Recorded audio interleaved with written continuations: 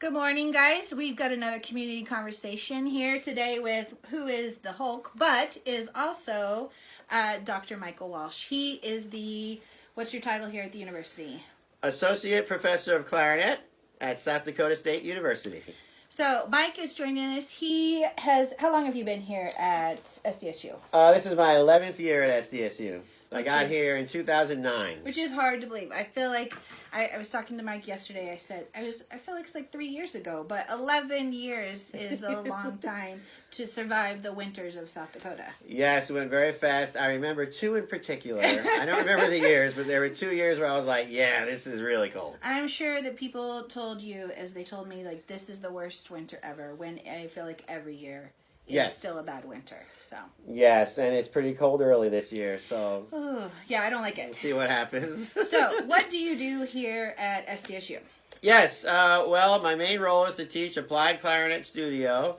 Okay. This year I am blessed with a lot of students. I have a big studio, lots of recitals, and all my students work very hard and they've had a lot of success, so I'm very proud of them. You teach classes too, yes, right? I also teach music appreciation for non-majors, which is a class of 100 students in the Art Museum. Oh, nice. And I really like that venue. So when we moved over here, I was like, no, I still want to teach it over there. Yeah. That was a really, really great place to be. Right now they have these big blow up balloon elephants. So if you do get over there, go to the Art Museum. There's a really cool exhibit. It is good. Yeah. And then Music Literature 3, which is classical through modern for music majors. I teach that every fall. And they have to write a paper for that class, a big paper for the advanced writing requirement. So we spend a lot of time on topics. Cool. So as a clarinetist, when you're not performing works here, who do you listen to? Do you have music groups or Yes, absolutely. I do. If you look, and this is something I tell my music appreciation class, I'm always like, look at your music you listen to and look at the genres. You might be surprised. So I thought when I looked at my genres on my iPod back in the day that it was, do we have those anymore? No, we don't have those anymore. Maybe. So. And it was classic rock was actually the most of my music on the iPod. But I obviously do listen to other classical music. Sure. And I really like vocal groups. Voces 8 is a group that I really like to listen to. They do some really, really cool stuff. And then, new music is always important to listen to. What are people writing? What are they playing? And that can be any ensemble. That can be a mixed ensemble of different instruments with voice, or any kind of open score pieces where they say anybody can play this. They don't give you an instrumentation. Those are really fun. So if somebody was going to listen to, this is putting you on the spot, clarinet, if you said, I would like to know what is a good clarinet group or artist that they could go out and listen to? Oh, absolutely. I have my top 5. Okay. These are living? You want living performers? That would be living. Okay. Well, Robert Marcellus was a famous teacher and performer at Northwestern, and it's hard to get some recordings of him, but he has a famous Mozart recording. Okay. I really like Stanley Drucker. Martin Frost is a guy who is really making a big noise in the clarinet world. Here is the cover. It's a very fancy cover. Yeah, this is the cover of the latest Clarinet Journal, and he's like that. He's playing. He like movement. He talks about movement. Is he the Kenny G of clarinet? No one's the Kenny G of clarinet, but it's okay. Kenny G. Kenny G did good for himself. I'm very happy for Kenny. But those are people, and of course Ricardo Morales, who's the principal clarinetist of the Philadelphia Orchestra. Now, those are orchestral players and some soloists. But I go to the Clarinet Fest in the summer. Right. And there is something called the Clarinet Fest. And all the clarinet players in the world, they get invited to play. And you meet them. And there's some really great college teachers out there that I always love to catch playing. And that's really important to know that a lot of these college teachers are soloists. And sometimes they are playing the brand new music. But I would listen to them. Sabine Meyer is another player. She's an excellent clarinetist I like to hear whenever I can. And I have CDs still of all of these. Wow. I'm looking at them right now. I have a whole bunch of CDs of all of these players. They're all clarinets. So that's good. Who inspired you to get into either teaching or playing the clarinet?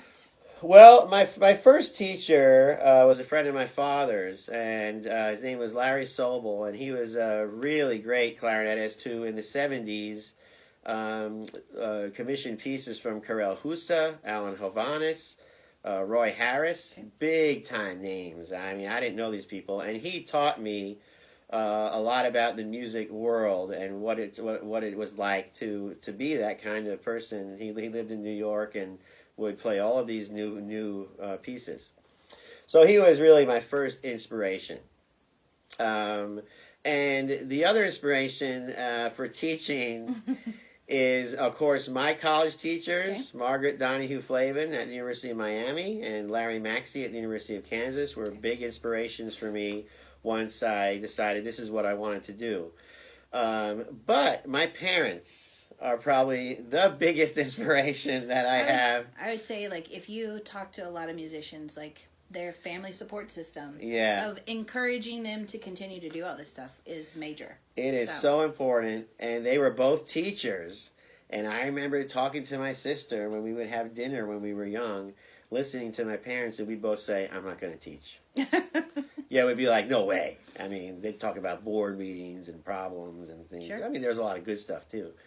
But I definitely get it from Mom and Dad. It's in my blood. Teaching is in my blood. So I finally came around after doing a lot of performing and decided I wanted to teach in college. That was my goal. But not till I was like 25, you know? So it wasn't always that way. If you had a piece of advice to give to somebody who wanted to either become a collegiate teacher or a clarinetist, what would you say is something for them to look at? Absolutely. The number one piece of advice I can give you is show other areas that you are capable of teaching in or have experience in. Sure. And I was just talking to my class the other day of the music majors, Music Lit, and we were talking about what if you graduate and you can't get a job right away or you can't get the job you want. Stay in the business, okay? Sure. No one's going to hire you if you go to Starbucks. I love Starbucks. I'm from New York. There's a Starbucks in every corner. But you have to work at a music library, work for a record company or the ASCAP or D.M.A or something in royalties, work with local high school bands, tech for them for marching band season. You have to do something in the business. If you do something outside, no one's really going to, care that you've been working so hard at a store, at a business or, Well, and I think that students, too, I talked to somebody the other day about what you can do with a music degree. It's not necessarily be just that professional performer or that educator. I think if you came and talked to somebody like you or somebody here at your university, there are hundreds of degrees, hundreds of business stuff that you can do that stays in the music industry that you can use your degree to do. Absolutely. Our music business degree, I have two students right off the top of my head. One's working for a cruise line. She absolutely loves it. She's all seeing the world and runs the music portion and entertainment for the cruise line. So, see. And the other one's in law school, which I know you know something about. Yes. Well, and you didn't always teach, didn't you? You did ASCAP up in New York? So the year before I came out to South Dakota, I worked at ASCAP, American Society of Composers, Authors, and Publishers, in the concert music department, where I was constantly researching public domain text for choral composers, so they could get paid. So there's lots of things you can do with that music degree. It doesn't necessarily have to be kind of the two traditional paths that you can do. Mm-hmm. So besides SDSU and all of your clarinet stuff, what do you do outside of this? Oh, I have a lot of stuff, I guess. I do enjoy collecting. I do have a pretty exquisite basketball card collection and comic book collection, which is fun. That's always fun. I do like to travel. I do go back to New York for the holidays, Thanksgiving and Christmas, which is always fun to go back. My sister still lives there. Movies, right? Movies, Netflix. I own an Xbox. Yes, I am proud of saying I own an Xbox. And I will not tell you what my call sign is on the Xbox, so you can't find me. But I do enjoy playing video games to de-stress myself. Sure. Sometimes things, life can be tough. So find something that you like to do, exercise, play games, reading, that can bring you back down to your center. And sports. I'm a big sports guy, so I like to watch, basketball is really my favorite sport. So that's really what I do when we find spare time. Right, it's been a busy semester. So you just had a recital, right? Yeah, that's right. Okay. Just had my recital. Yeah. It was a lot of fun. It was all fun music. It was all modern.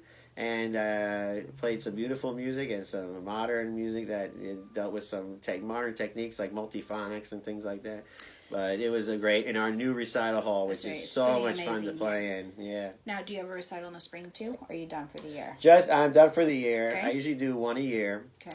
In the spring, we have a senior honors recital. High school seniors come. We host the in-state music conference. April Festival, Spring Festival of Music. It's lots of stuff. Yeah, I learned quickly not to do recitals in the spring semester. Do it in the fall. Yeah. I know that Mike also hosts the Windy Jacks. Oh, and so this is a clarinet group here at the university, and they are going to be at the Arts Council on November 15th doing holiday music for us from 6 to 7. That's correct. We are pretty excited about that. If somebody wanted to contact you about clarinet, they go to michael.walsh at sdstate.edu. Mm-hmm. And you can check out the university's Performing Arts Center calendar for more information about all the events that he's talking about. And if there's anything that comes up, I'm sure he can answer your questions about clarinet. So that's right. Anything, please. Anybody sees this and is like, "Oh, I used to play," or "What kind of reeds you use?" I mean, we are clarinet nerds.